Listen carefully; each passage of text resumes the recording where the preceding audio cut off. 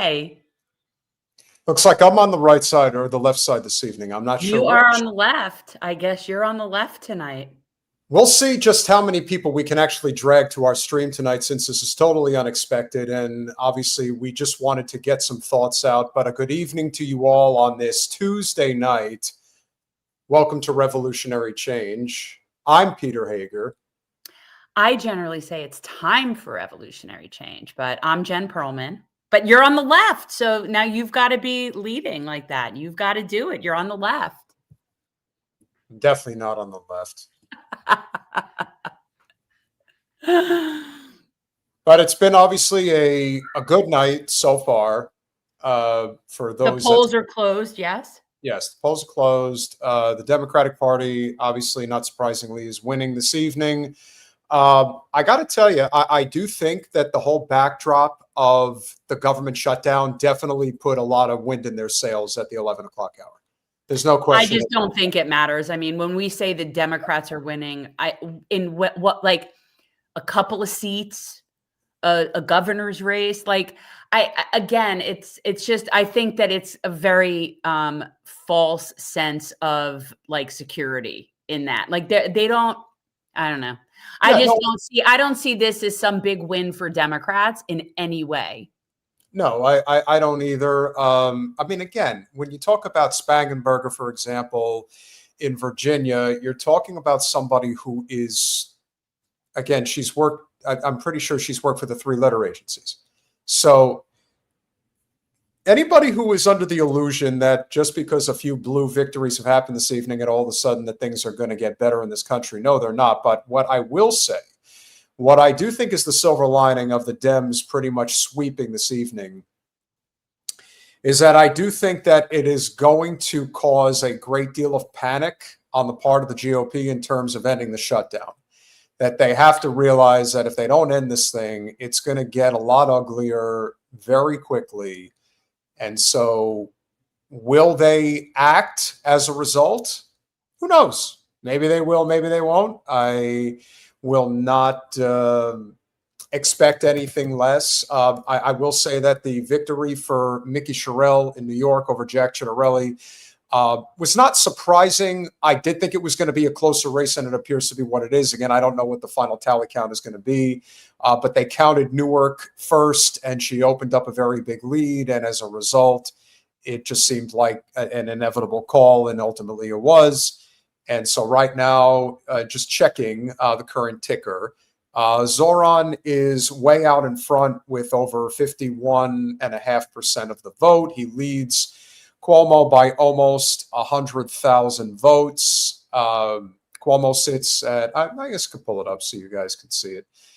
So right now, Curtis Sliwa is underperforming, to say the least, which is probably just a reflection in many ways of how the GOP is just not doing well this evening in any capacity, even in a race like this where Sliwa was regarded as I mean, again, he was a mainstay candidate, but as you can see, right now, what you have is a race that, unless something very significant happens, it does appear that Zohran is going to be the next mayor, as we anticipated that he would be. 36% of the vote has been counted. Again, I don't know where all the votes are coming from. And this is as of what time? I mean, because 36% is still, Yeah, no, it's still early. It's not even a question of time. It depends on where the votes are coming from. I would definitely say that if the votes are coming from, let's say Brooklyn, for example, where Brooklyn apparently was the borough that overperformed today, which again is not surprising. That's definitely his greatest stronghold. And so I would say right now, if the numbers hold, it's a pretty convincing victory. Although I will say that Cuomo is performing probably a little better than I anticipated he would. I actually thought that Zohran would ultimately win by a relatively comfortable margin. But, we will see over the course of what's going to be, again, just a, quick chat with you guys this evening, just to kind of give you an update on the campaign and how things are going to go. They'll probably announce the winner within the hour, would be my guess. New York typically counts quick, so we'll see what happens there. But I think, as the vote continues to come up, right now, again, 38% of the vote. We will keep an eye on it as we go forward. The real reason I wanted to come on this evening is because what should probably... We wanted to mourn the loss of Dick Cheney. Oh, mourn him, yes. Mourn that he never made it to The Hague, I think, is the only thing that we should really mourn. We mourn that he never suffered at the level that would have been proportionate to the suffering that he has caused. That's what I think. Well, he certainly caused a lot of it. And I thought long and hard about what was the best way to sort of capture the reaction. And the reaction, for the most part, was what you would have expected it to be. But I do think that this reaction from AIPAC is probably the one that says it best. AIPAC mourns the passing of Vice President Cheney, who was a strong supporter of the U.S.-Israel partnership. Of course he was. As Vice President, Secretary of Defense, and during his years in Congress, don't forget he was a congressman, and he was the Secretary of Defense under George H.W. Bush, and then selected himself as the Vice President. Never forget that. Dick Cheney worked to strengthen the ties between the two democracies. Yes, some democracies. We extend our condolences to his family and those who worked with him over many years in public service. And as we can see as you scroll down slightly, Colin, the former VP, Dick Cheney, who served the 2 terms under former President George Bush, has died. He was 84 years old. And, W was diplomatic in his thanking the real president of the United States for making sure that he didn't lose his ass while he was in the White House. Kamala Harris celebrated Dick Cheney. Hillary Clinton celebrated Dick Cheney, and a host of many others in the Democratic establishment. Because why wouldn't they? That's the greater story here. While everybody's caught up with a handful of elections that happened today, let's bear in mind that the people who have an opinion about Dickhead Cheney and what he did to this country, I don't think any bureaucrat ever had I think Cheney had a greater impact in the worst way than even Kissinger did. He really was evil incarnate in the worst way. Yeah, I think also what happens with people like Cheney and a lot of people that are continuous or contiguous through multiple different administrations, people don't realize where they were before their most current administration, right? So this is somebody who was an architect of so much evil and colonialism and imperialism and just American bullying around the world long before he was vice president under W. So, these are not people that just come out of nowhere. One would argue that he's who chose W. And that was how that even came to be, because he was always the brain in that, scary as that is. I put out a statement earlier today on my personal page, which I rarely do. Said this past week, I visited the George W. Bush Presidential Library while on business in Dallas. As I walked the grounds of the SCOTUS-selected president, I was reminded of the true horror that was 9/11 and what followed.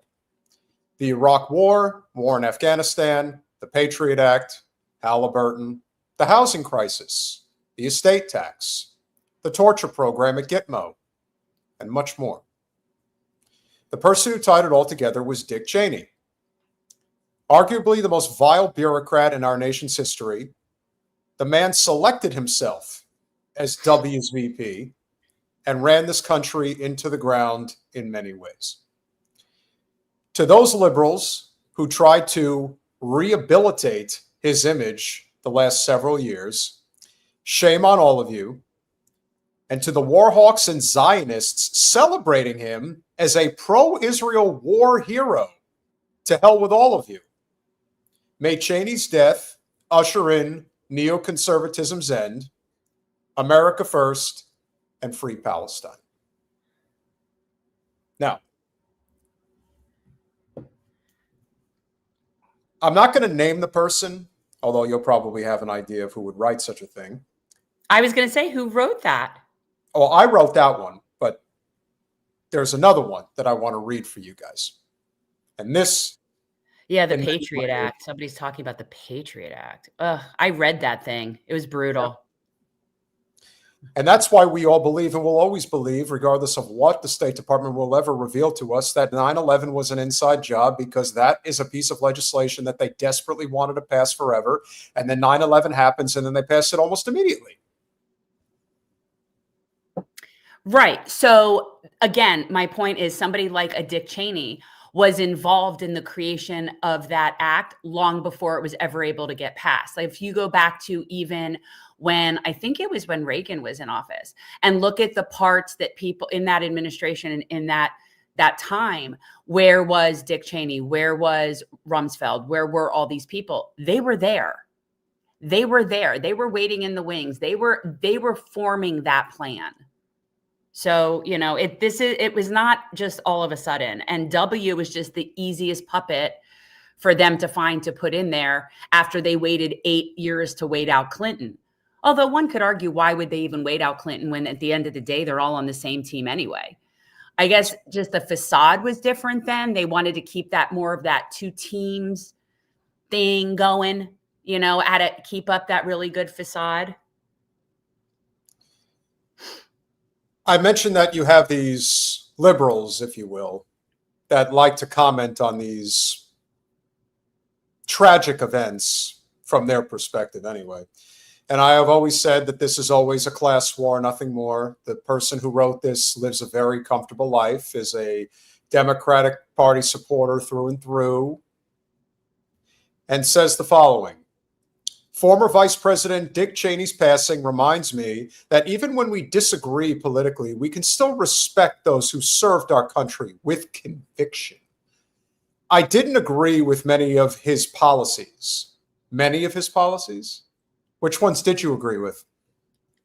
Nor with all of his daughter, Liz Cheney. So you know this is the type of person who would have loved Liz Cheney to have been the VP for Kamala Harris.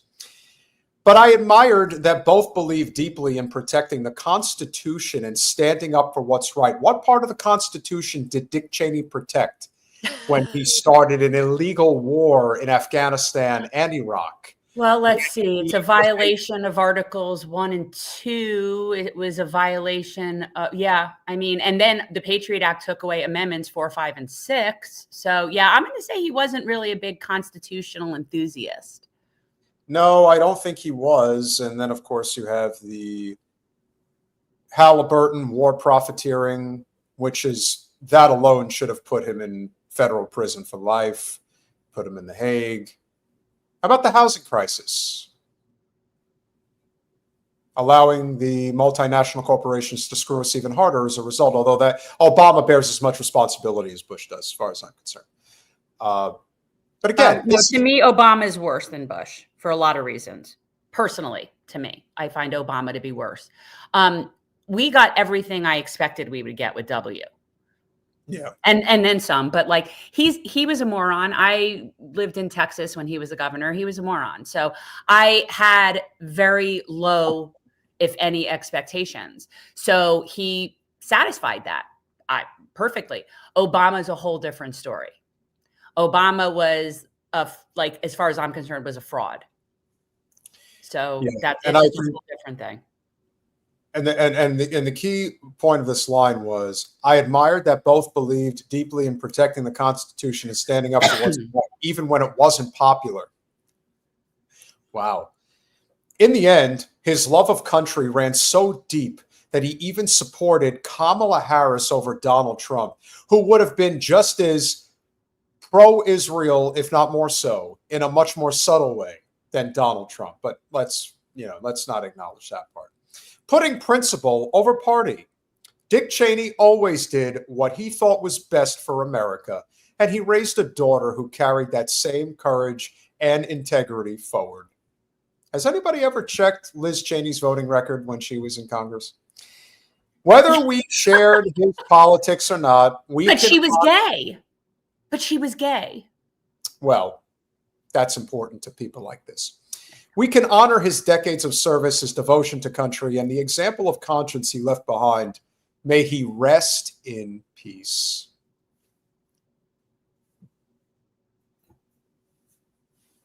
There are millions of people that voted for the Democratic Party this evening, probably Andrew Cuomo as well, that feel the exact same way that this person, who I will not name, feels about Dick Cheney. Because in the end, as our friends at Due Dissonance say, scratch a liberal, a fascist will bleed. And that's what you have, which is why somebody like this person would write such a glowing obituary about Dick Cheney. Which means that there is no, you can never go too far. There's no such thing. Now, I know this is going to be somewhat of a cheap plug because that's what we do. Not really. But if anybody can actually say what needs to be said regarding the death of Dick Cheney, it's Senate candidate Graham Plattner. Graham Plattner here. Usually when a former vice president passes, we all take some time to mourn. As a veteran of the Iraq War, I'm going to say, no, not this time. Over the next couple of days, I'm sure there are going to be thousands of think pieces written about his legacy, but the only legacy that we have to remember is that he wasted thousands of young American lives, hundreds of thousands of Iraqi lives, and trillions of dollars for absolutely nothing. If we take anything away from this, it should be that we need to build a politics that keeps the politicians like Susan Collins, who support illegal foreign wars like the one in Iraq, accountable and get them out of office. So now we have people in the comments saying about Graham's another war criminal. I mean, I'm not going to buy into that. And the reason I'm not going to buy into that is because I know how desperate the Democratic Party is and the oligarchs are to get rid of him. And so that makes me just like him more. And to be honest, it's if he had any sort of reckoning with what he has done and he wants to use that in a different way, good, quite honestly, good. But right now, he is the person in that state that's standing up against Ziohel. It's that simple. Yeah. It's that simple. I don't care about his tattoo. I don't even care what his little thought process is about different people. I really don't. I care what he's saying and what he's going to do. Yeah. Again, maybe he is proud of some of the things he did. Maybe he's not. At this point, as we have said,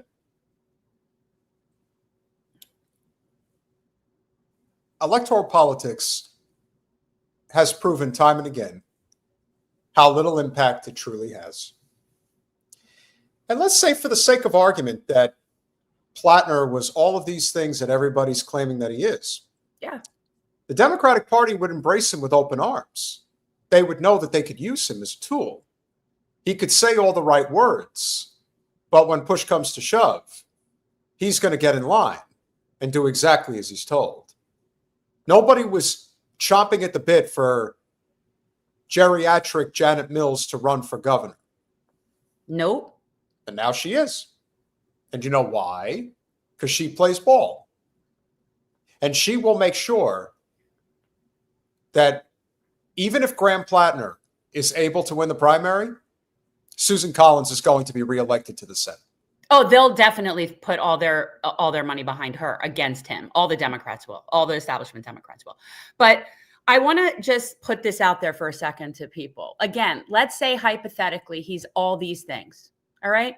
He was at Blackwater. He did all these horrible things. Okay, that sucks. That's a really shitty thing. Probably wouldn't want to be friends. Okay? So you have someone that has that past, but who is now standing up to the military-industrial complex for whatever reason and speaking out against Ziohel and wanting to cut our financial ties to Ziohel. Okay, so you have that on one hand.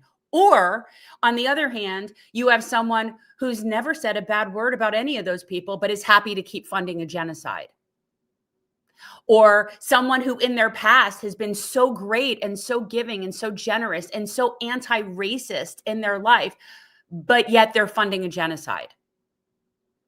So I understand why people have issues with that, but this is where we are, people. That's the options. That's the menu. You either vote for someone who wants to fund genocide and support Ziohel, or you vote against that. That's where we are. By the way, that's indicative of everything else too. Whether it's Sudan or Congo or Venezuela, same people, same problem. Yeah. And again, I will say this, and this is part of the reason why those of you complaining in the chat, it doesn't matter, because in the end, we can worry about whether he is a Nazi or he did something wrong. My mission, I believe your mission as well, is to deal with the Zio state. Full stop. Yes. That's the top priority. Mm-hmm. And Janet Mills is not going to do that. And Graham Plattner might do that. And I'll take my chances on might, then definitely not. I love this. Do you care about non-American lives? He is pro-military, by the way. I don't get that from him at all, that he is now. I don't get that now. But I do know that the Democratic Party is exceptionally pro-military. And I know that they're doing everything they can to keep him from getting in there. So he must be not wanting to go with their program, which is pro-genocide. So again, I do, when people say non-American lives matter less than yours, you're just a straw man. You're a straw man, me. You don't know me. You know nothing. You're putting up ridiculous arguments. I have been doing nothing but sitting here fighting for all humans across the globe for the past 5 years publicly.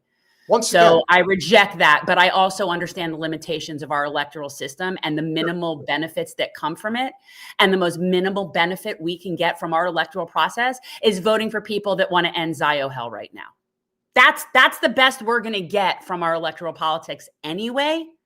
So yeah, I'm going to go with that. And again, you are just, this is the problem. And this is part of the reason why you'll never have the things that you want to have, because in the end, I don't need, this is, again, if it's a question of, am I going to go out of my way to support him? No. But, okay, get lost and get out of here. Goodbye. Good luck with Janet Mills or Susan Collins. Exactly. Like, I don't know, there's no point in discussing things with people like that, because they're not understanding. They don't understand strategy. They don't understand electoral politics. They don't understand how the party system works. And they actually think that the vote that you're making is going to solve all of your problems. I guess. I don't know. Yeah. I really want people to understand that this is the inflection point about politics. You are not going to agree on everything. No. But much like Graham Plattner probably did some really horrific things, if he is trying to make amends for that now, and he's willing to defy the Democratic Party establishment as a result of that, this is like the argument about, would I want to break bread with a nice and pleasant boy who's a Zionist Nazi like Ben Shapiro, or a bigoted America Firster like Nick Fuentes? But if I must, I'm picking Nick Fuentes, and you could think whatever the fuck you want about me. But until we deal with Ziohel, this is the world we are faced with right now. Yeah. Janet Mills is not going to fix Israel, and neither is Susan Collins. No, but do I think Graham Plattner might stand up against that? Yes, I do. Maybe. And do I agree with war crimes and working for Black? Of course not. Of course I don't agree with that. But right now we're in a different situation. This is the menu. That's the menu.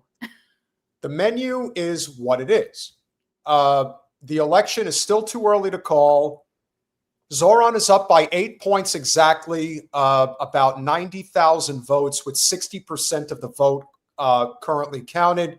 I don't know why they're calling this election for Zohran already. It's still too early. It does seem that Cuomo has chipped away at the lead. I would say that the most surprising part about this election that I have seen so far, and perhaps it's what ultimately ended up working as a result. Sliwa did not ultimately end up performing as well as I think people would have anticipated that he would have. A lot of polls showed him coming in at about 15%. And right now, he's sitting at less than 8%. So that percentage of the vote ultimately swung over to Cuomo. I think that that's fair to say. Well, I don't know. Do you know anything about how they or when they count their mail-ins? I believe that mail-ins will be higher for Cuomo. Yeah, David Hunter, if you're here, he's in there. And this is the other thing about people. And this is the other thing about people with language. And you even said that Logie Beats, you probably can't even define communism. Well, that's the thing. It's like everybody's saying what they're saying about Zohran. And then at the same time, I'm thinking, yeah, you don't exactly know what a communist or a socialist is. It is what it is. Yeah, Valeria, the other candidates support genocide. So, yeah, okay. We're not going to go with that. Okay, so my guess is that, so Zohran Mamdani is officially the winner. My guess is that they probably counted Staten Island first, and that's why the numbers appeared closer than they are. If, for example, the outstanding votes are coming in from Brooklyn or the Bronx, obviously the number is going to go up considerably for Zohran. So congratulations to somebody that, again, you don't agree on Graham Plattner, but I'm pretty sure we agree on Zohran Mamdani. Well, except for the people that somehow think he's a communist.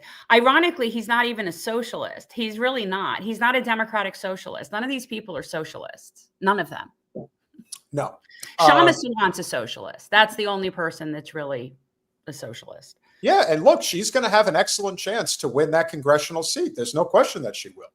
I mean, she was really popular in the city council. She defied all of it. And the one thing that I think that you can say is a direct similarity between Zohran and Shama, as much as anything, is that they both defied Citizens United. They defied the corporate financial infrastructure that came at them with everything they had. Everything they had. And it didn't work. Bill Ackman tried to move heaven and earth, no pun intended, to get Zohran out. And that's what makes it so good for me, quite honestly. When you look at people like Bloomberg and Ackman and the people and Elon Musk and the people that were all like coming out to avoid Mamdani, that's a sign. That's a sign. And for anybody who thinks that you would just vote for the other candidates in Maine, yeah, then you're just voting for genocide. Yeah. You're just voting for genocide. I saw a post earlier today that said, on the day that Dick Cheney dies, a Muslim socialist wins the mayoral race in New York City. Good. But he's not a socialist, but that's okay. But a social democrat, at least give him that much, I would say. And that he's a social democrat, correct? Yeah, I would say that is a very big deal. And kudos to him. He certainly earned it. He ran a hell of a race. He really did. I hope he comes through in a big way. I'm holding out hope. Look, I just hope he fights for what he says. And Canadian socialist, he very well might identify as a socialist, but nothing that he is putting forward is socialist. None of these policies that they're calling socialist are socialist. They're social programs, but they are not socialism. Okay. And people have to stop throwing around words that they really just don't know. I would also say that by the standards of American politics, yeah, you could call Zohran a socialist because where the Overton window sits in the United States right now, I would say that is fair. Well, that would be true if socialism was a spectrum, but it isn't a spectrum. It actually has a definition.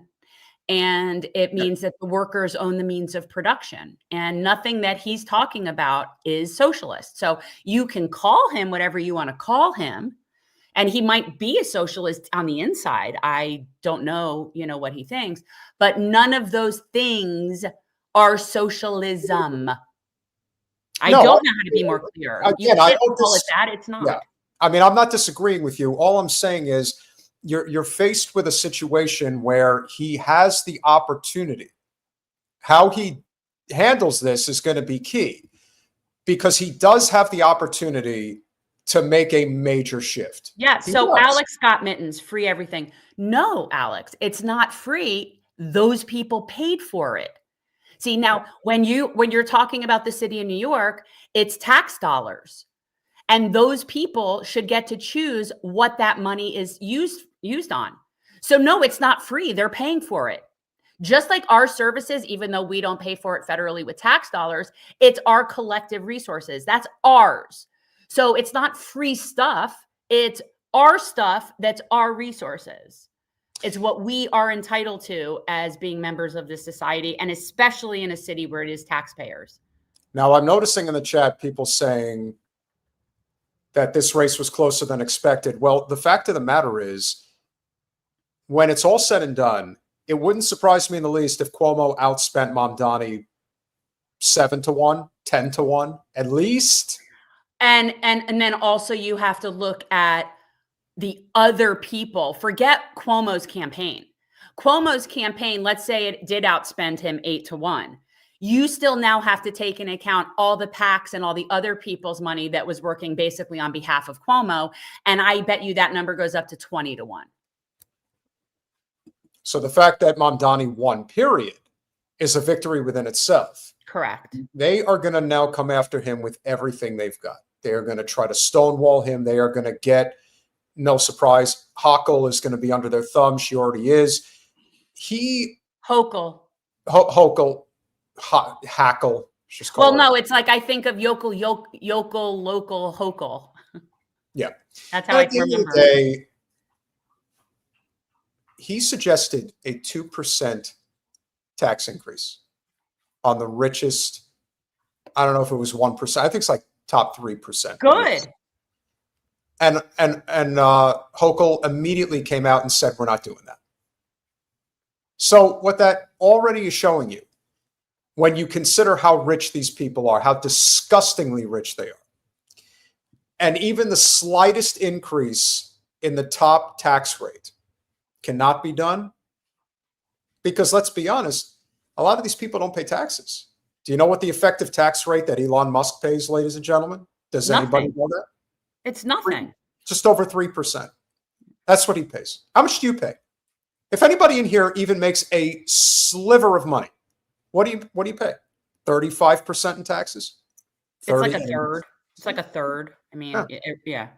How do you like being bitch slapped like that with the tax code? That's not cool. So when we say that tax the rich, we mean tax the rich fairly, because the rich are not taxed basically at all. And you've got people that are very wealthy in California that are paying a hell of a lot less in taxes based on their income than you are. Oh, I guarantee you that people like Zuckerfuck and whoever else is living up there in Silicon Valley, wherever the hell all those people are, they're not paying those kinds of taxes. Hell no. You are paying it, not because you're a sucker. People think that you're a sucker if you pay this. No. The system is designed to crush middle class and working class people. Even upper middle class people are suffering as a result. But it only pays to be poor or rich. If you're not one or the other, you're getting fucked in this country. Now, obviously, no one wants to be poor. But at the end of the day, our system is designed based on this austerity myth that there is only so much to go around. And if that is true, let's just assume for a minute that it's true, that it's a pie. You think it's acceptable that the top 1% controls over half this country's wealth? You think they earned it. They worked really hard for that. We have a problem. Oh, we've got a problem. But I also think we should cap money. So, I know. Honestly, I do not understand why anybody should have $1 billion. I think it needs to be, the truth is it's all monopoly money anyway. It's all monopoly money. It's all pretend. It doesn't mean anything. It doesn't stand for anything. And so it should be like a game that you get to a certain number and that's it. It ends. It ends. You've reached the top. You're good. You can live. Your future generations of your family will live just fine. Probably never have to work a day in their lives. You're good. And I don't care. And I don't care. And if that ruins people's motivation and or incentive to work, all right. All right. Well, you've worked up to that point. So you don't want to work any more than, let's say, your $100 million that you have. You don't want to work any harder than that. So go lay in a hammock. I do want to provide an even better source of news. If you think Zohran winning is good, I think this is even better. Breaking news. Israelis say they will never visit New York City if Zohran Mamdani wins and becomes mayor. Oh my God, don't threaten us with a good time. Now I never thought I would have any sort of impetus to want to move to New York because I'm just not a city person, but wow, that's enticing. You're telling me the Israelis are going to stay away from New York? Shit. Oh, because you know where they're going. You know where they're going. Oh, they're coming to you. I'm not where I'm at. That's why I'm in hiding right now. I am incognito, not in Florida. I am in hiding because I cannot be near these people. Well, I would also say that for any of the threatening individuals in New York that are trying to either get out of there or they're not going to come, whatever, I know this. Good. They're going to go to Miami. They're going to realize that this is where you go when you're ready to die, and they're never ready to die. So they're going to have to figure out another place. Maybe they could all just honestly just let them all buy one big private island and just go live there. But what are you going to do when you don't have peasants and servants that'll just do whatever you want for no money? I know. This is the ongoing problem I have, is I really can't think of any place for these people to go where they don't ruin it for somebody else. It's really a problem. They really can't go anywhere. They're just not compatible with humanity. I'm serious. Like, I don't know where they're going to go. You know, part of me thinks send them all to that oblast or whatever it is in Russia, but that's not fair. Those people have been living there in their own little world without that kind of bullshit for years. Why do they need that? You know, I mean, that's the thing. Nobody deserves them. To hell. You're right. That's where they need to. Maybe Epstein's Island. That's a good one too. I think. I don't think it's big enough, but it's definitely, now we're thinking. Yeah, now we're really getting some. Now we're making some real brainstorming progress, people. But I mean, seriously, like, there's nowhere for them to go. Cyprus, the poor people in Cyprus, man. I don't know. I guess Argentina would be my best pick, only because it's very spacious and maybe there can be an area where they're not in other people's business. But I don't know. I just know I can't live near them. That's what I know. Well, I can't either. And that's why I am thrilled that this is happening. May it be a lesson learned. Because again, I would say the worst part about him winning tonight is the fact that so many other Democrats won. And they're going to do, you know what the media is going to do. They're going to sweep this under the rug. They're going to talk about, oh, look at the governor's races in New Jersey. And they can't. They will try. They can't control that. This is the biggest news story about it. Well, it is the biggest news story. It's a great story because it's something that I think, again, sometimes people just need a little bit of hope. As we showed yesterday, you know, people don't trust this system anymore, and they shouldn't. That's why we've said that Trump would facilitate the revolution, and in many ways he has. But Zohran will too, because Zohran is going to have a lot of pressure on him to get something done and get it done quickly. And if he doesn't, there's going to be hell to pay. I just hope he knows where to direct the anger. I don't know. My main concern about him is that he is willing to work with the Zios, and that's a problem. Yeah. And this is definitely, this is the ultimate blow to the Zio state. I love it. They couldn't beat him. And that's the best thing about this, is no matter how much money they spent and how many oligarchs threw their money in this, that they still couldn't win. And their complete, like, just not knowing what to do with themselves, is such a rare pleasure. Like, it's one of those things, it's like this warm fuzzy. And the fact that it happens on the same day that Dick Cheney dies, it's like, I don't know that I could have felt this like good at one time again, right? Like it's very warm. And regardless of what he does, because you know that people like Bill Ackman and Michael Bloomberg are freaking out. So even if he doesn't do it, just that is so satisfying to me in and of itself. Shout out to Anita. Love to be a fly on the wall on Michael Rappaport's head right now. Yeah, I hope he's stewing hard. He probably is. Zohran Mamdani trying to act like this cool New Yorker, but he's a total fucking loser. Yeah, who's the loser?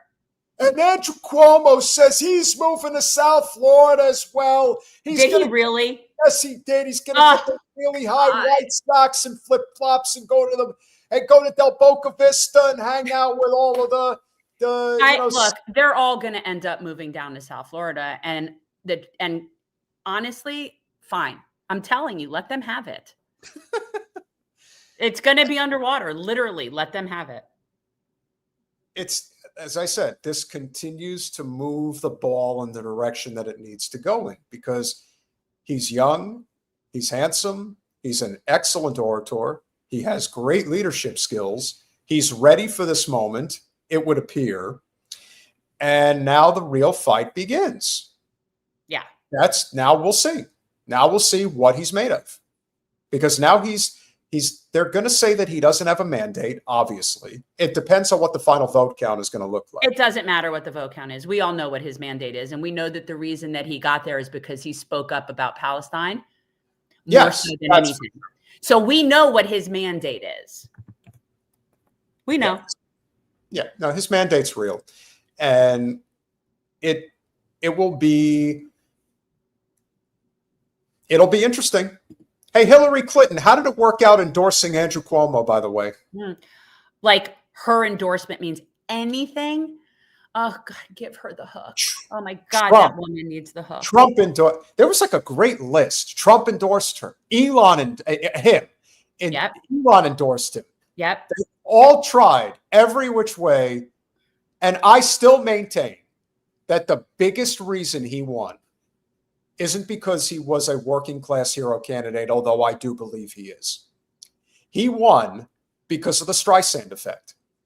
He stood up on that debate stage. Absolutely. And they were all expecting him to kowtow to Israel. And he said, no, I'm America first. I'm here to serve the people of the city of New York. If anybody who's Jewish wants to see me, I'll go to their synagogue here in the United States. I don't need to go across the ocean to do that. He's not there to represent Jews across the diaspora and Israel. He's there to represent the Jews of his city. It's that simple. And they never shut up about it. They kept digging and digging, and they made his name ID go through the roof. I know. Like, oh, thank you. Keep going. This can only help him. And it did. Everyone. Yep. Then you had Tucker Carlson with Marjorie Taylor Greene saying, he was the only one on stage who said, and who gave an America First message. He's like, I'm here to represent the people of New York City, not Israel. Like when you get to that level where a mayor's race, you get Tucker Carlson talking about you, devoting a portion of a big podcast in which millions of people are going to hear it. Yeah, there are a lot of people that normally would never have voted for Zohran, and they went there today and they cast a ballot for him. And again, the majority of the Jewish voters in New York support Mamdani in every age bracket. So I just think it's just the facts are the facts. And can I just say, I never want to talk about Stephen A. Smith because he's such a fucking hack. Honest to God, this son of a bitch who really thinks his shit don't stink is trying to work his way into the political arena. Who in the floppity flock is going to support this guy is what I want to know. Metalopoly, he's not a communist, but welcome back. I've missed Metal showed up tonight? Metal's here. He's saying, so yeah, wow. So you guys like the commie, not surprised, honestly. Hey, you know what? Here's my attitude. Call him whatever the fuck you want. Call him Mr. Mayor while you're at it because he won. That's how you got to treat this shit. Like, call him whatever you want. Who cares? He's the mayor. What are you going to do about it? Canadian Socialist says the majority of Jewish voters did go for Cuomo. just it wasn't the younger group. Well, in the Yeah. polls beforehand, they were all, I mean, they Well, were supporting him. Well, this was without question a generational change, much like we call it, as we called our show, and a revolutionary change. That is what happened here. I guarantee you the splits are probably very, if I remember correctly, the swing in New York between the Democratic voter who is Jewish, who is under the age of 45, was going for Mamdani by like a plus 20. And anyone who was over the age of 45 was going for Mamdani at like a plus 33. So, yeah. The majority of Jewish people, there is definitely a Jewish consensus that supports Mamdani in the city. There just is.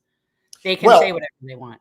Well, those that under the age of 45 overperformed in terms of the ballot box. That had a lot to do with it.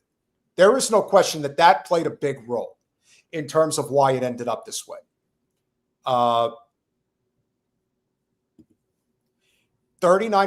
or 40% of U.S. Jews think Israel is committing genocide. That's all you need to know. I'm one of those 39%. Keep in mind that 93% of Israeli Jews are on board with genocide. 82%. 82%. But this also is it really depends on how the question is asked. And that's a problem with polling, is that questions are asked in a particular way to get a particular response. And some polls are obviously done better with, better, more objective questions than others. But, when you ask somebody, for example, do you agree that genocide is bad? They'll say, yeah, I believe genocide is bad. Well, do you believe Israel's committing a genocide? Well, I don't know if they're committing a genocide, but I mean, I do think genocide is bad. And it just really depends on how you phrase the question to what answer you get. You brought up a really good point the other day, and this is the thing about our resident conservatives that are here, and I just want to make this very clear. It's one thing if what I still believe is Mamdani's best shot at some type of a social democratic policy, which is the implementation of one government price-controlled grocery store in each of the 5 boroughs. This is not a government takeover of grocery stores in New York City, but the fear of just having one government price-controlled grocery store that might actually allow you to get a dozen eggs for $3 instead of $10 is something that only scares the shit out of billionaire Zionists that are in New York City, like that Greek motherfucker that owns all those grocery stores, that price gouges the shit out of his customers and completely takes advantage of his employees. Metal, you go away for a long time and then come back and ask us if we ever do a show on Christians getting ethnically cleansed in Nigeria and Sudan. Yes, we have covered that. As a matter of fact, we are going to cover a very important clip that I sent you earlier today on Thursday's show with Nick Cruz, because exactly as we expected, everything that is going on in Sudan and Nigeria has an Israel bend, because of course it does, just as we said. Well, Israel is the #1 exporter of diamonds, even though they don't have any there. And Saudi Arabia, or the UAE rather, is the #1 exporter of gold, even though they don't have any there. So that means you're getting those things from somewhere. I wonder what that could be. I also want to say, much as we did a clip earlier of Graham Platter, we're now going to play a clip of our favorite guy. Now, we all saw how the supposed frontrunner for governor of the governor of California was kicked deported. But hopefully, when you sit down for an interview and you talk about something like Prop 50, which just proves that this is not about whether the Republicans or the Democrats are gerrymandering. They all do it. They'll all do it until they can gerrymander every district in the country. And then you'll never have an election ever again that matters at the local level, at the federal local level. That'll be over. This is what the real front-running candidate, at least should be, for governor of California, had to say about this issue. Yep. What is your opinion of the governor's plan? I'm against anything that disenfranchises Californians. Fred Hampton, who was a great Black Panther intellectual, was killed by police in Chicago. He said, "We don't believe that you fight fire with fire best. We believe that you fight fire with water best." We're not going to fight racism with racism. We're going to fight racism with solidarity. We're not going to fight disenfranchisement with disenfranchisement. We're going to fight it with representative democracy. The Democrats, they don't want the people's voice to be heard. That's it. Facts. And we've been telling you guys for the longest time. Remember, if the Democratic Party wanted the Democratic majority voice to be heard, Andrew Cuomo never would have been running as an independent after losing the primary back in June. As if that didn't already also happen in Buffalo. As if they didn't already show you that they don't care about democracy when they screwed over Bernie in 2016. So the Democratic Party is the least Democratic party that there is. They're the ones with super delegates. Well, there's a 50-50 chance of being one of the others. So, it's not like you're really balancing much here. But that's a fair point. They want to consolidate power. And under the guise of fighting back against the Republicans and fighting back against Trump, you are handing them more power. Well, what have they done to earn it? In the state of California, are y'all feeling that this has been a state that has been well run and for your best interest, that it's working for working people? I never hear. Me thinks not. Me thinks California is a shit show. Yeah. Is a blue shit show. Prime example. If you look at how New York is run and how California is run and even how Illinois is run, and then you look at how Texas is run and how Florida is run. Anytime one party rule takes over a state for an elongated period of time, you get what you get, which is why both parties suck. If you want no regulation and basically the wild, wild west, then you go to Texas or Florida. And if you want so much regulation that you can't breathe, go to New York, California, or Illinois. And that's what you get. Yeah. And this is exactly why somebody like Butch while he is a exceptionally left candidate, he is not a corporate bought establishment candidate who is just going to do status quo politics. He might actually change. You didn't say he's exceptionally left? He's pretty left. I mean, Butch Ware's a revolutionary. I mean, I don't know what That's what I said. Oh, okay. Yeah. I said, even though he's exceptionally left. Oh, okay. Yeah. He's not corrupt, which to me is the most important aspect of any politician. Can I also tell Metal that he says, so I guess the progressive wing of the Dem Party is calling the shots. Metal, there are no progressives in the Democratic Party. There's not even real leftists in the Democratic Party. Yeah. And I would say this. That's not a real thing. And I would say this to Alex, who's over in California. Very simply, this is the guy you support. Yes. Because if you're going to get any type of change in California that might actually allow that 31% of your tax dollars to go to something you might actually like, somebody like him is going to do it.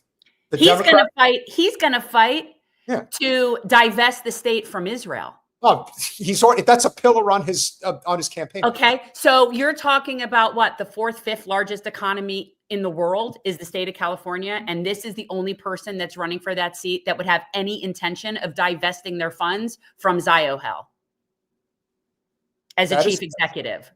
100%. Somebody wanted me to define socialism. You want to finish this first? Yeah. Okay. So you're going to essentially hand them the keys to make sure that they own every district in the state? You imagine thinking that you can fight fascism with fascism. Right. Yeah. So I'll say it again. I mean, I've sort of defined things before, and I am by no means an economist, right? But socialism is an economic system wherein the workers own the means of production and the workers decide how that is allocated, what it is they produce, how they produce, where the money is allocated, who gets what. It's not capitalism where the workers are owned by capitalist owners or shareholders that decide everything having to do with those means of production. So, for example, a worker co-op type situation would be a socialist setup of a business. Okay. It's where the people that are actually doing the work are the ones who determine how their profits are split. Okay. So when we're talking about things like social programs, subsidized grocery stores, free public transit, none of that is socialism. Those are services. They're social services. I mean, the word social is the same. So they're social services that are what we as a society should decide for ourselves where our resources are allocated. But it has nothing to do with the economic system of socialism. Okay, they're very different things. And communism, which has never existed in any nation state on the planet, China's not communist, Cuba's not communist, none of those things. Venezuela's not socialist. Communism is exactly what it is. It's everybody is the same. Everybody gets the same. Everything's distributed the same. And it doesn't necessarily have to be with authoritarianism, but that's what we have generally seen. So when people say, oh, communist China, well, it isn't. It isn't. But they use that word. They use those words. Communism would be like what you would see on a commune, where everybody works and everybody's dressed the same and everybody has the same, their needs met, and everybody contributes and everybody gets what they need. Okay. And on small scales, like communes and different societies, that works for people. And if they like it, that I'd be good with it. That's something I'm good. You know, give me my chores for the day, put me in my tunic and let me lay in a hammock when I'm done. You know what I'm saying? Yeah, like, I'm good. But that's why I believe in correct. Well, again, I'm not suggesting that I think of it in small sustainable communities, but socialism as an economic system where the workers own the means of production, that's the only way that we're going to get freedom. That's it. That's where you get freedom. Now, this has been the right's argument about, well, if you don't give the rich what they want, and now that they've got this lefty in the mayor's mansion, what's going to happen when all the rich people leave New York City? This is not true. So let's address this. Spirit of the age. Socialism is also linked with authoritarianism. The Nazis were National Socialists. They weren't socialists. They were fascist. Just like we say China is communist China, but they're not. It's not communist in China. There might be authoritarianism in China, but it's not communist. So the point is, you can call yourself whatever you want to call yourself.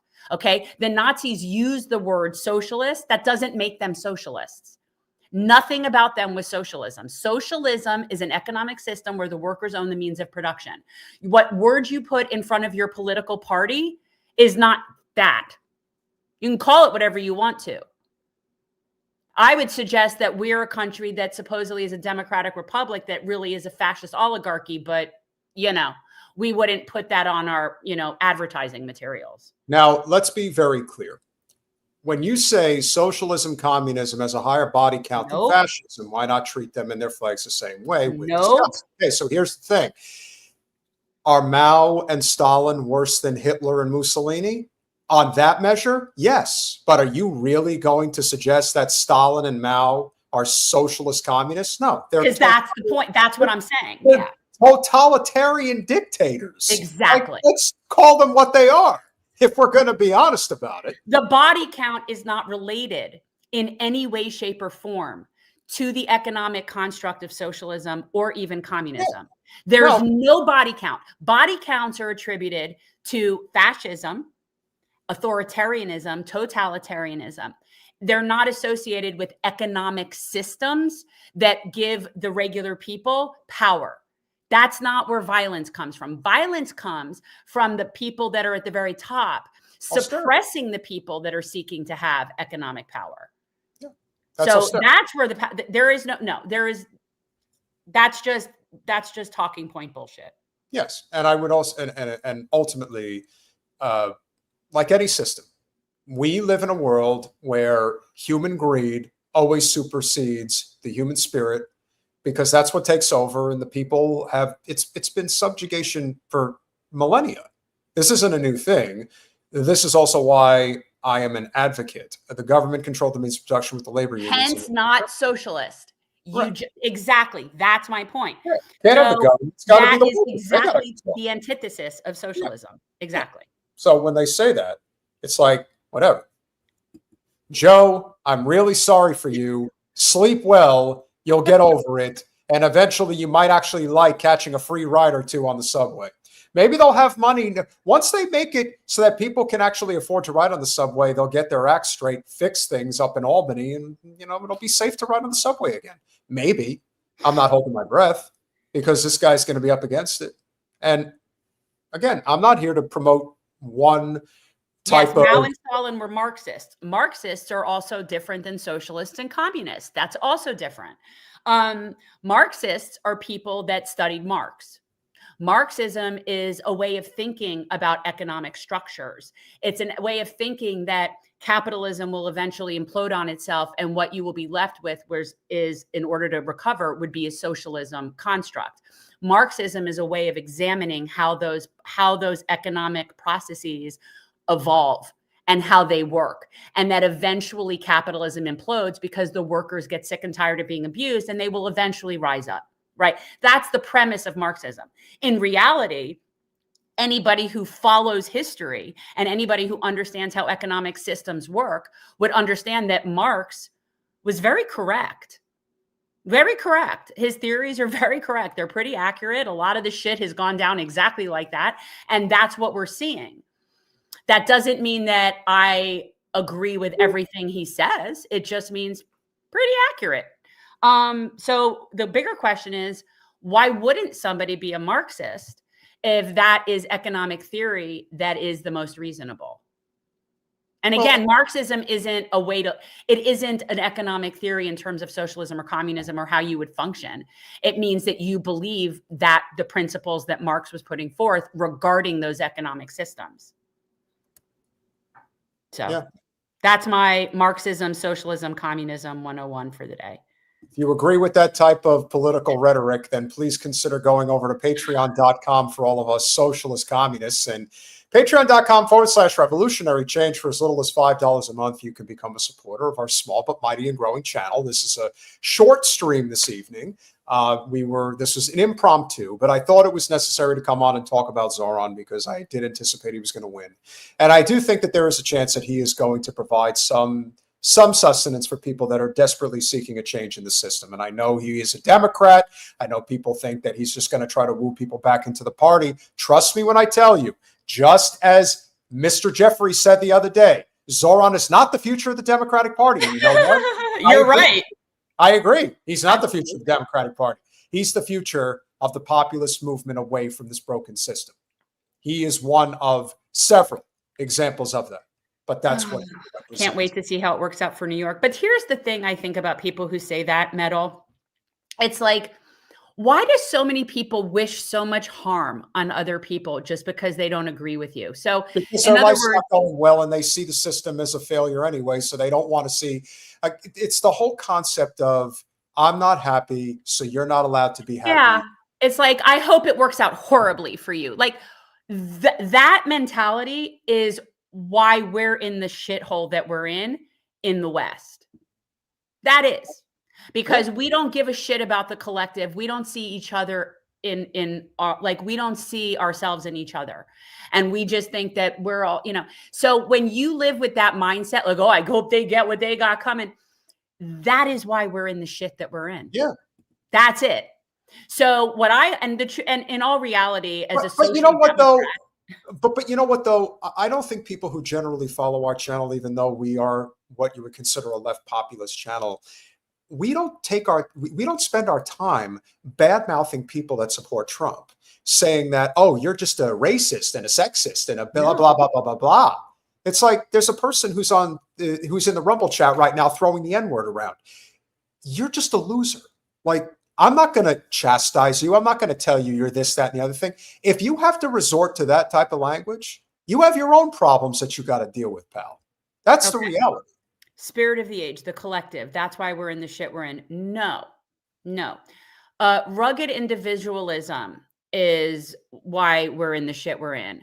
when you look at cultures and countries that care about the collective, and it's everything from Scandinavia to East Asia to wherever you might look in countries that care about the Japan, where they care about the collective, they're not communists. No, they're not. There's very affluent people and there's plenty of private property. But what you have is you have a civilization that realizes that we're all better off when we're all educated and have health care. I am not better off living amongst stupid, unhealthy people. Yes, but you have to understand that when everybody's educated, then you can't sell bullshit and get rich off of it. And you can't sell endless war. You can't sell desperation.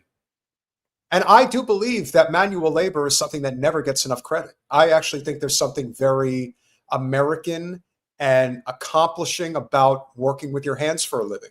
We live in a country today where it is, people are dissuaded from going into those fields, from being a carpenter or a plumber or an electrician. Well, why would you be? We stopped making things here. Well, that's the whole point. It's that we created a system that was for the managerial class that moves money around. This is exactly why our country is so broken, because we get so caught up with the very people that tried to move heaven and earth to make sure that Zohran didn't win. You think people that fucking work on Wall Street and hedge funds wanted this guy as their mayor? Absolutely not. He's the complete opposite of what they want. And those are the people that destroyed this fucking country. If I can eliminate one aspect of capitalism in the United States right now, it's private equity. That's the first thing that goes. Number one. Yeah. No, it didn't. What built this country is slavery, genocide, raping and pillaging, and oppressing people. It was never fair. It was never just. It was never a free market. There's no rugged individualism.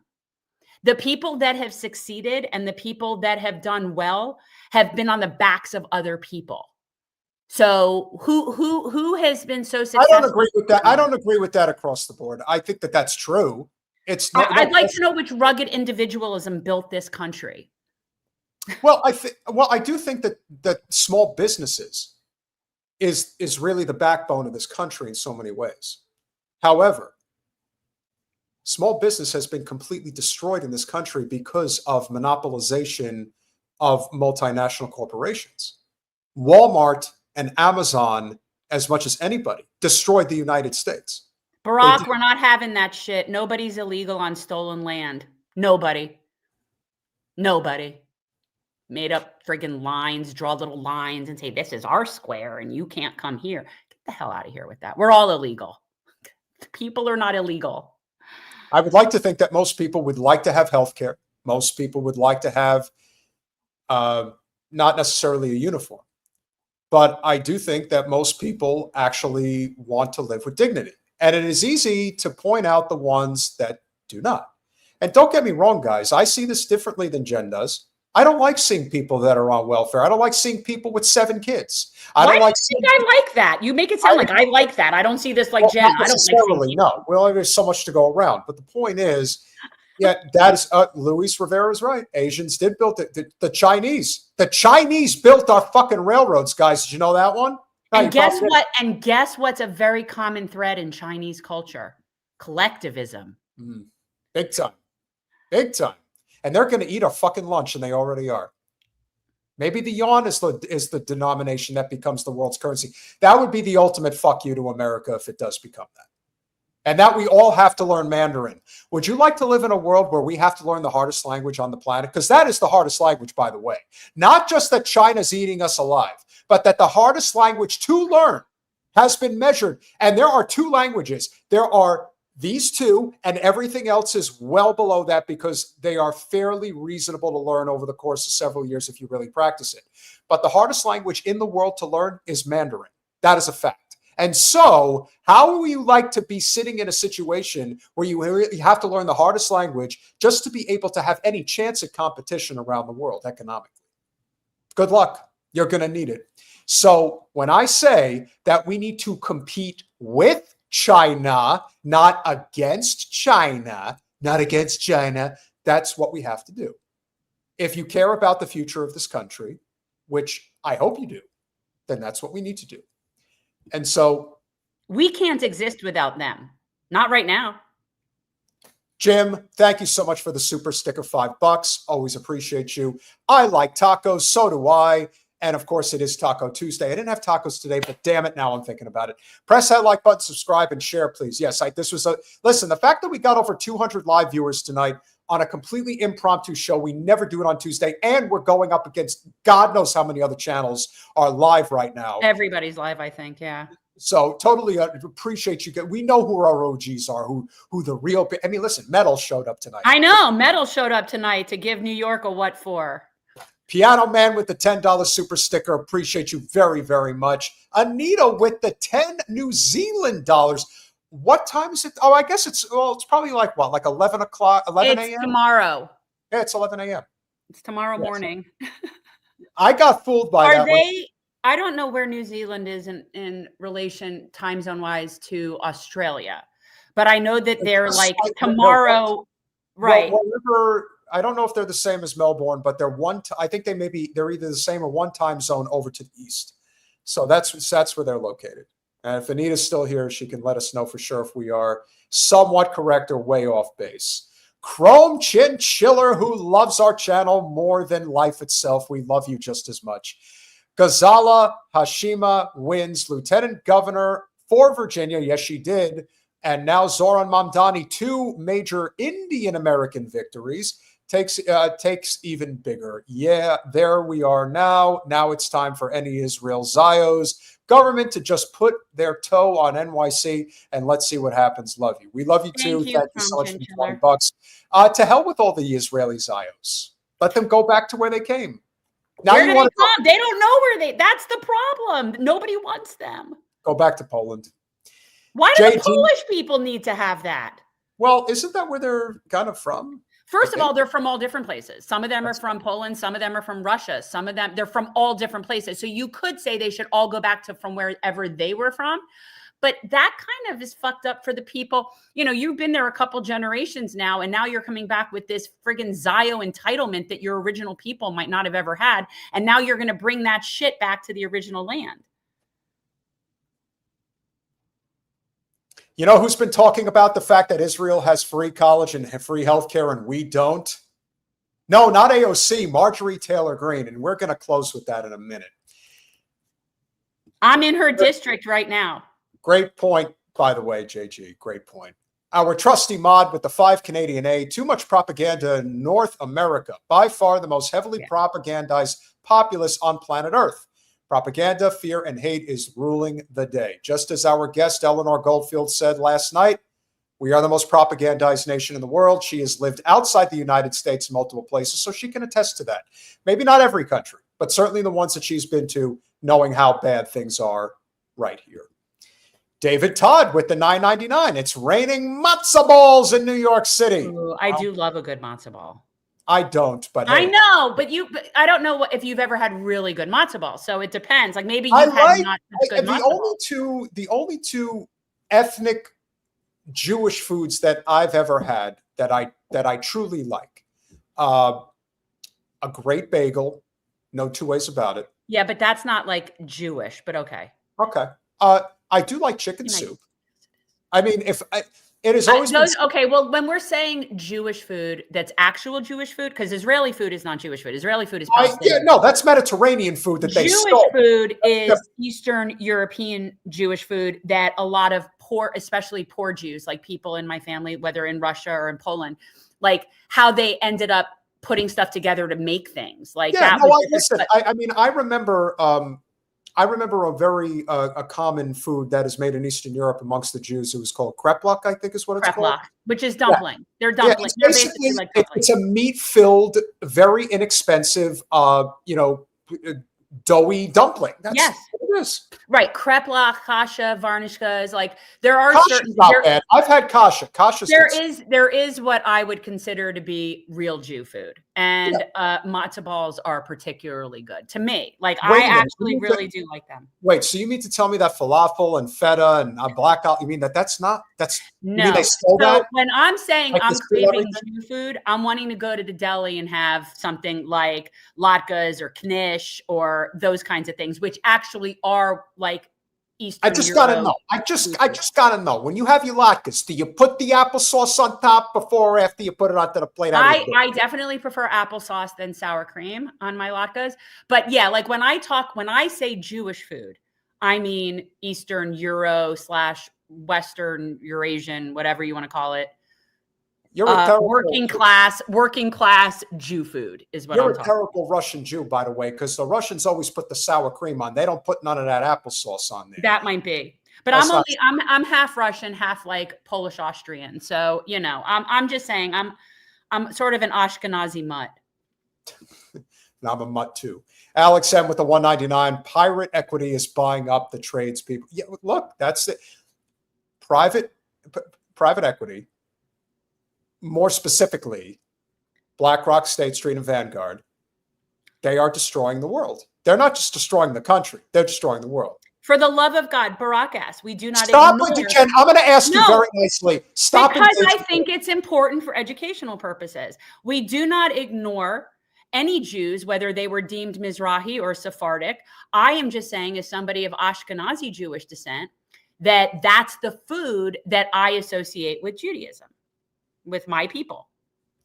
Alex, we thank you. You are awesome. And Chrome Chinchilla with the $2. Poland turned their back against Israel. Oh, well. Life goes on. Because, again, they don't want them there either. Nobody wants them. Jen, Zohran Mamdani is the mayor of New York City. Go figure, huh? No. Spirit of the age. Hey, Jen, can't you see how your brand of socialism, first of all, I don't have a brand of socialism. I just told you what the definition of socialism is, which would require strong central government control. Also completely never said anything about that. So you're adding that in.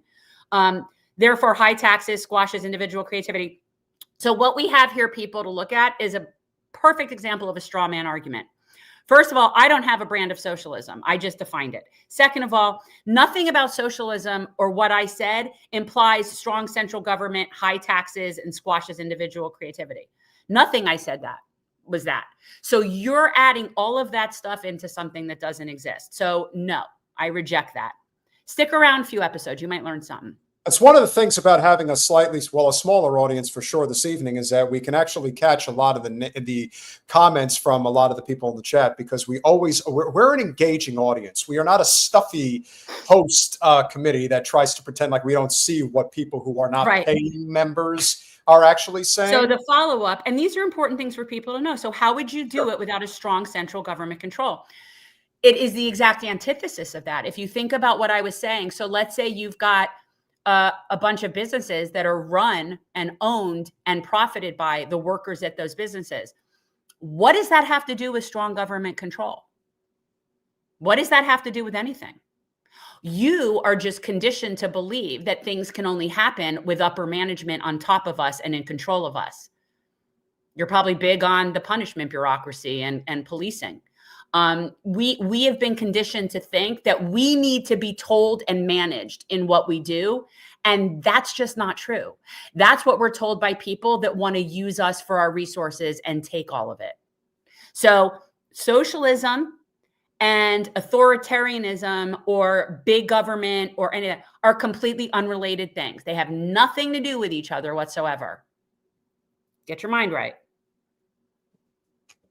I want to close with something because I saw this coming out earlier today and I was just so incensed by it that I don't see any other way around it. We have to talk about it because I don't want to get into it on Thursday. It's too much of I wouldn't even necessarily say it's a gossip thing. What are we doing? Are you putting me on the spot to discuss something you know I don't want to talk about? So I have said for a while that the person who benefits the most from Zohran winning the mayoral race in New York City is actually AOC. Because now she is no longer going to be seen as the leader of New York politics. He's the leader, period. And he hasn't even done anything yet. And the reason I say that is because we have pointed out a time or two on this channel that I am very appreciative of Marjorie Taylor Greene and how she has been very forthcoming about her position regarding the state of Israel and how she really is America first. But I don't trust her. And I know that she does insider trading. Now, she doesn't do it the way people like Pelosi and Wasserman Schultz do it, but she does do it, just like everybody else. Yeah. However, AOC, who supposedly is a congressional representative, mind you, decided to put this video out on the eve of Zohran's election today. Put this out today. Thought that this was so damn important to put out there. Tea for you. Again, listen closely. Here's some tea for you. MTG, people are like, oh my God, she's saying all of these things. Like, what's gotten into her lately? Oh, like she's bucking against Trump. She's bucking against the administration. Marjorie Taylor Greene wanted to run for Senate in Georgia. She wanted to run for Senate earlier this year in the state of Georgia. She wanted to be the Republican nominee for Senate. So she was gearing up for that statewide race, and Trump told her no. This is what you're spending your mental energy as a representative doing, is calling out someone else's dirty laundry. Look in the mirror, girlfriend. Look in the, how dare she sit there and go after someone else for their political ambitions and for their motivations? You are a self-serving grifter. Seriously. I don't know how she gets off doing this. On election day, she does this. This is what's at the top of her mind, because at the end of the day, you have often said, whether you agree with Marjorie Taylor Greene's politics or not, she is much more becoming of a federal representative than Alex could ever be, because she actually did run a small business. She actually does have this real world experience. And I'm not taking away AOC's experience managing a bar or bartending, but the way she conducts herself is that of a bratty, mean girl teenager. She's ridiculous. This gossip stuff. The fact that she's wearing a sweatshirt and doing a live video. Yes, she is a very attractive woman, but who gives a fuck? It doesn't mean anything. How is she as a representative? You know what I've noticed? We're in a government shutdown right now, and she hasn't said a damn thing about why are we not getting single-payer health care like we're still paying Israel to have right now. Well, she's all for funding Israel. She's for funding Israel. So this is a genocide supporter. But the fact that she's using her platform, her space, instead of working on things for her people, to go after in a gossipy, petty, this is what you're doing with your time? Shame on you. Look what our resident New Yorker has. Look what our resident New Yorker has to say. And this goes to show you, ladies and gentlemen, how fast time really moves. AOC has been in Congress for almost 8 years. And what have you done, Alex? Nothing. She's never passed. What's your prize legislation that you've pushed through? What have you gotten for your constituents? What have you brought back to your district? What have you done? I'd love to see her list of accomplishments. I don't think there's any. I think she's one of the worst legislators in there.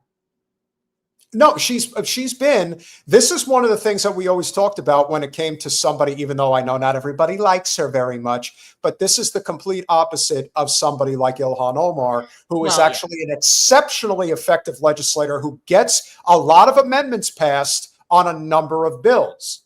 Yeah. She is a very effective legislator, and you never hear about it. No. But she could pull up her record. Ilhan could pull up a list of things that she has done that have given tangible benefits to the people in her district. She can. Lots of them. So that's what she does. Like if I were to say to Ilhan, can you show me what you've accomplished? It's a book. Literally and figuratively. But like, what has Alex done? What have you done?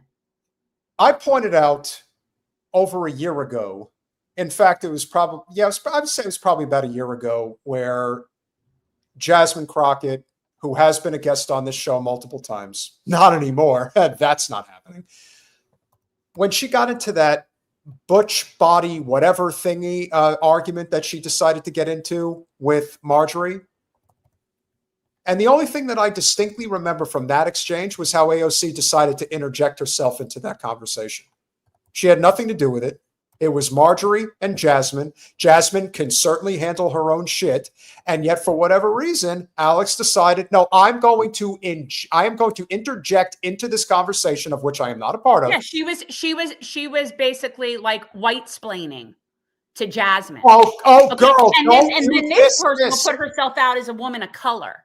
Yeah, get the fuck out of here. This is so petty beyond words. And let's just assume for a minute that Marjorie is completely full of shit, that she is only on this vendetta ride right now because she doesn't like the fact that Trump is not loyal to her the way she was loyal to him. Welcome to politics, baby. The more you're in it, the faster you'll learn. You really don't have any friends, except maybe Thomas Massey. Aside from that, this is what you want to spend your time doing?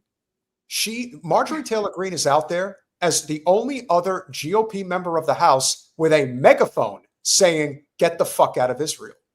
We do not want anything to do with this country anymore. And this is who you're attacking? This is who you want to go after? You're saying she's following orders. She's following orders. I don't think Alex has had an independent thought in her head since she's been in that seat. She probably never had one prior to that either, but she is working for Team Blue. She does whatever they tell her to do. They divvy up the chores based on, we need this message and this is your audience and you've got this platform and we need to go after, and Marjorie Taylor Greene's getting popular and we can't have that. And she's just following orders. She's probably never come up with a single video concept of her own ever. I think she just literally follows orders. Finish it up. Trump said no. And the White House and Trump land shut down Marjorie Taylor Greene's personal ambitions to run for Senate. And she has been on a revenge tour ever since. And this is coming from someone who has no spine and would never challenge somebody to run for Senate. Would you, Alex? You wouldn't run against Kristen or Chuck. You wouldn't dare do that. You'll just sit there and wait until they retire. And whoever is in charge gives you the nod that it's your turn. And yet you want to go after someone for whatever their motives are speaking truth to power. Yeah, you just get out of here. You suck. I mean, at least in Marjorie's case, she probably does want to run for the Senate. And perhaps she did reach out to Trump and inquired about his support. But I got to tell you right now, if this election night is any indication, granted, it was pretty much all blue states. Don't forget, New Jersey is a blue state. Of course. Virginia is a very blue state. So all the Democrats who are jumping for joy over what happened this evening, listen, the only thing that I hope truly comes of this is that maybe there is a slight panic in the GOP and they do rush to the table to end the shutdown, which would be nice. That's the only silver lining that I can see. Hopefully that happens. They don't care. But in the end, this political gamesmanship, this petty, mean girl type of behavior, again, a sitting congresswoman doing a TikTok live in a sweatshirt complaining about another congresswoman. All right. I don't judge people based on casual appearance, but it's the fact that you would do a live and instead of putting forward something that you're working on, something of substance, something that's going to help people, something that'll help even just the people in your district. But instead, you decide to come on and sort of gossip and talk shit about what Marjorie Taylor Greene's motives might be for what she's doing. And here's the newsflash, Alex. I don't give a shit what her motives are. I don't care. I don't care. Just saying it. If she's doing what needs to be done, then that's way better than what you're doing, which is nothing. So I don't care what her reasons are. I don't care if she has a grudge against Trump. Just because not everybody is willing to play a game like you doesn't mean that they're not doing something. And that's the whole point. It's like, okay, so let's give you AOC the benefit of the doubt that Marjorie is upset and that's why she's going scorched earth. Okay. At least she's doing it. Exactly. She's saying, get the hell away from Israel. What the hell are you doing? Right. You're Funding them. a party that's not even in power. She's going against She's not just going against any president. She's going against a president that she walked over hot coals for and doing that. I don't care if she's doing it out of sour grapes. I don't care. Yeah. I don't give a shit why. Like, I don't think, Alex, I don't think that's the flex you think it is. She is working hard for a ceasefire. Oh, the only person in the Democratic Party that crossed Biden and Kamala, the only one, was Rashida Tlaib because her family's being mass murdered. That's when it's a bridge too far. Yeah. Like, I can't get on board with this shit. And yet, people wonder why the Democratic Party is dying. If this doesn't give you yet another indication as to why no one wants to be a part of this shit, and I don't blame them because neither do I. Nor should and I've you. already looked online and I've already seen all of the typical accounts. Some people were friends with, some people that were not, talking up the Democrats. Hey, you do what you got to do. My concern is fundamental revolutionary change in the country. You're not getting that with a few of these electoral victories. No. And However, again, the Democrats are done nationally. I think that's the key thing people need to understand. Like, they're going to continue to exist for a small period in certain places and spaces, but that's only going to be ruined when the right eventually splits. And then there might be some sort of anti-war, a real America First party. And then the Democrats will lose even a little bit of the people that they have. So again, they might win in certain states, but they're done nationally. And I think that's the key point that we need. I am going to continue to say this because we covered this yesterday. We covered it with a clip that dropped today. And I will say this until I'm blue in the face, and I will not stop. The Democratic Party sees what's going on with Fuentes, Carlson, and Candace Owens. They know what's happening. And they also know that when push comes to shove, they are going to welcome the Zion-Nazis into their fold with open arms because they're going to paint Fuentes, Carlson, and Candace Owens as anti-Jewish racist bigots, and you have to come to the Democratic Party. I guarantee it. You can write it down now. I called it now. This is next. This is what's coming. Because they're going to get so in their head about people really like the Democrats now. No, all the numbers show that they won in spite of all of that. Spangenberger is a corporate-funded Democrat. Mickey Sherrill, sure as shit, is a corporate-funded Democrat. And everyone else who won this evening, except for one person, the one person they're not going to talk about, the person who had the greatest victory by a country mile. With, by the way, what would be considered Democrat policies if they were actually a party of working people, right? So he's the only person that has espoused anything that would have ever been considered true Democratic platform policies if they had any.